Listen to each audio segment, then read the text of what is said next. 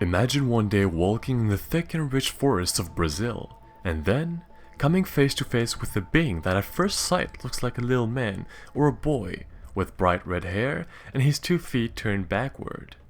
If that's the case, then it means that you probably had an encounter with a Curupira, the particular mythical being in Brazilian mythology and folklore. It's speculated that the origins of the Curupira is closely related to that of the Tupi people, a native group of people that settled in the Amazon rainforests about 3,000 years ago. The word Curupira comes from the Tupi word Curupir, which is said to be roughly translated to covered in blisters or child's body. However, the first time that the Curupira was actually documented for the first time was around 1560 by the priest Jose de Anchieta. As I said earlier, one of the distinctive features of the Curupira is its 2 backward feet.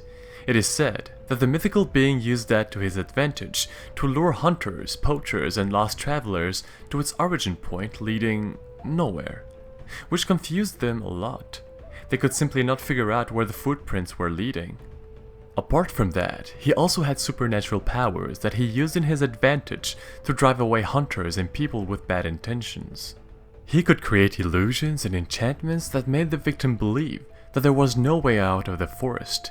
He was also very fast and could outrun most humans very easily. On top of all that, the Curupira could also produce a very high-pitched screech that was very similar to the sound of a whistle. That sound could hurt others and drive them away if needed. He could also imitate the sound of other animals and humans to confuse them even more. Like most legends and myths, it's hard to accurately depict the creature because everyone has different versions of it, depending on the tribes and places where the myth is told. However, most people agree on one thing: the fact that the Curupira is considered as a protector of the forests.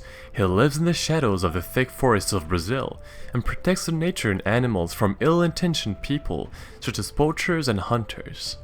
Whenever a person would take more than they needed from the forest, if for example they cut down more trees than necessary or steal away animals for their own satisfaction, then the Curupira would intervene and punish them for their actions.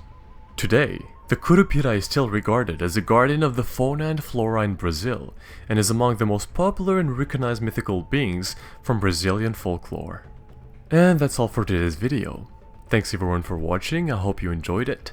That was a very interesting myth to cover, and I'll probably do more videos on South American mythology in the near future as well. Now then, don't forget to subscribe to the channel if you haven't done so already, and share the video if you can. Thanks again, and see you all very soon.